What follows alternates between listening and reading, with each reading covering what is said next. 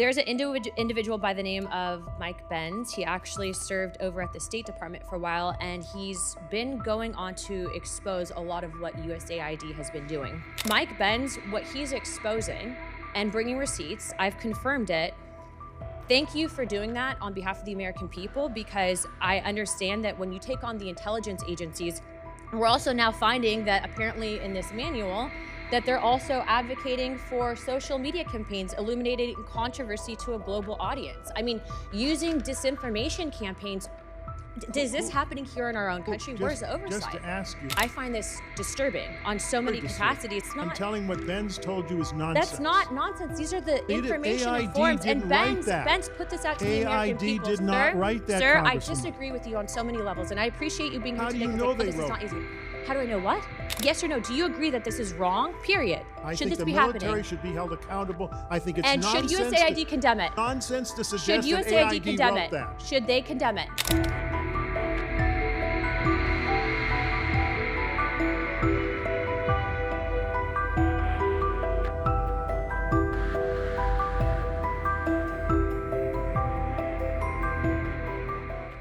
Chairman, for the record, I'd like to submit this letter saying that PEPFAR funding was actually resumed. I know there's been a lot of push saying that the Trump admin had actually cut it, but so ordered. Thank you.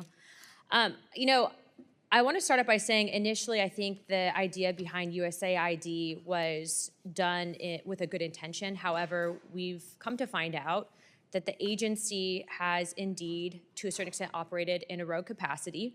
And USAID has absolutely broken the trust with the American people and not been transparent about where our taxpayer dollars are going. There's an individual by the name of Mike Benz. He actually served over at the State Department for a while, and he's been going on to expose a lot of what USAID has been doing, which, being a member of oversight and being on this committee, I wanted to verify and see if he was telling the truth, which, much to my disappointment, he was. And I say that because I'm disappointed that our taxpayer dollars are funding some of these items. I mean, to just put this in perspective, in 2021, the Special Operations Command under Mark Milley, as chairman of the Joint Chiefs, put out an instruction manual, a vision for 2021 and beyond, that contained instructions and examples on how the military could work with the State Department, Intel Services, and USAID using race riots. Here's examples of some of the instruction manuals here, 1 and 2, in order to destabilize nations. In addition to that, they advocated for setting up job fairs near some of these riots so that disaffected workers could gain employment. Now, as a member of Congress, I ask myself, did anyone in USAID get elected to Congress? How about to a presidency? When you are acting in the shadows and you are destabilizing nations using race wars to do it and then advocating that the military does it, in my opinion, not only do you put the future generations that would have to fight in those wars in jeopardy, but at the end of the day, you're operating without any oversight.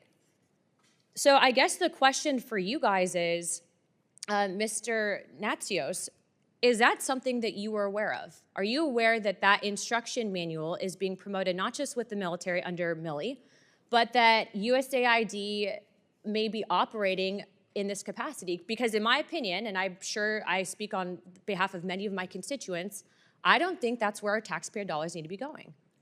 Well, I completely agree with you. Personally, I doubt very much that what you've been told is accurate. But let me just tell you. I'm telling you right now, I brought the receipts, okay? And the reason, I'm not trying to argue with you, but I find this disturbing on so many capacities. And I would like to also just, if I can, sir, Mike Benz, what he's exposing and bringing receipts, I've confirmed it. Thank you for doing that on behalf of the American people, because I understand that when you take on the intelligence agencies, we're also now finding that apparently in this manual, that they're also advocating for social media campaigns illuminating controversy to a global audience. I mean, using disinformation campaigns. Is this happening here in our own country? Where's the oversight? Just to ask you, who in the agency, what bureau, I just said you can actually find that instruction in this manual that Milley approved. Military manual, isn't it? Yes, but Milley approved it. You have it right here, USAID, working with government agencies. I mean, this is not. Wait a second, did AID say that, or did the military say Well, that would be AID the question for you, sir. Well, I don't think these AID operations, wrote that. sorry to interrupt you, these operations that are taking place without government oversight, without the authority of the president, without the authority of Congress, real men and women serve and they die because of stuff like this. When you destabilize nations without any oversight, we have to fight those wars. You have our chairman right here that literally risked his life. No, I'm sorry to interrupt you. I'm frustrated. I know it's not necessarily your fault. But I'm telling you, but it's as nonsense. a head of agency, that's not. I'm telling what Benz told you is nonsense. That's not nonsense. These are the information and AID forms. And didn't write that. Benz put this out to the American AID people. did not write that, Sir, I Congresswoman. disagree with you on so many levels, and I appreciate you being here How do today. you know they this is wrote not it? easy. How do I know what? Any person can write AID's name into a manual.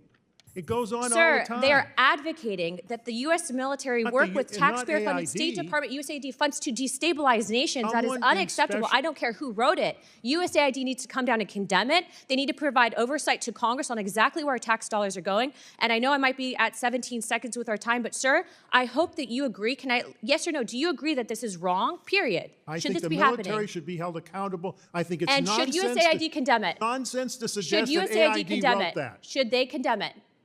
The military should. Should USAID also condemn this? Of course, we don't Thank you. comment. AID Chairman, does I not yield my time. comment on military Thank manuals. you, sir. Ladies, I now recognize Representative Perry.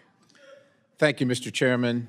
USAID was created through executive order in 1961 by President Kennedy, long having lost and strayed from its mission, lost its direction. Even the Clinton administration tried unsuccessfully to reform it. And we spend, I don't know, somewhere between $40 and $50 billion annually on this organization. And with the things that you hear, well, many of us, probably most of us in this room, agree with projecting America's power for the good of all the world around the globe.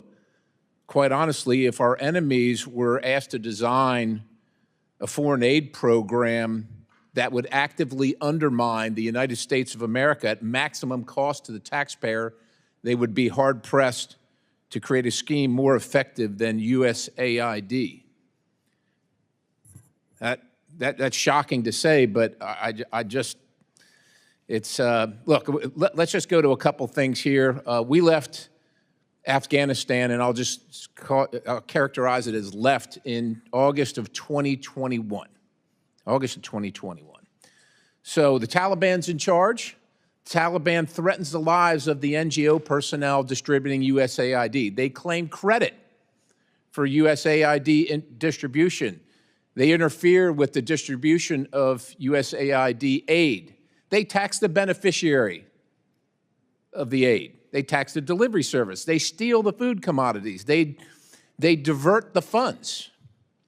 They extort citizens for protection for USAID aid. They create sham procurement schemes, and they threaten the lives of those who oppose those schemes. Now, that all occurred before August of 2021, when we were there. When we were there. Now, you know, you don't have to be a rocket scientist. You could just read the Taliban is classified, and if you don't know, the Taliban's in charge of Afghanistan. They're classified as a specially designated global terrorist organization by OFAC.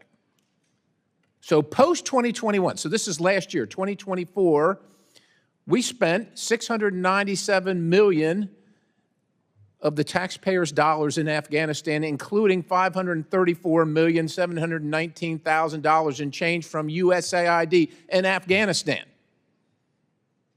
I don't know what we think we're going to change in Afghanistan. We lost 22,000, lost or wounded 22,500 Americans in Afghanistan over the course of our term there in the war, spending over $2 trillion. We're just going to keep on spending because somehow we think it's going to get better. And if you're wondering who's in charge of Afghanistan getting the money, and that money I just mentioned, the $697 million is on top of, and is in addition to the weekly to every 10-day shipments in cash of $40 to $80 million. Afghanistan is ruled by folks named Sarayuddin Haqqani. The Haqqani network mean anything to anybody in the room? How about Abdullah bin Laden. Who gets some of that money?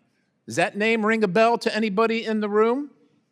Because your money, $697 million annually, plus the shipments of cash funds madrasas, ISIS, Al-Qaeda, Boko Haram, ISIS Khorasan, terrorist training camps. That's what it's funding.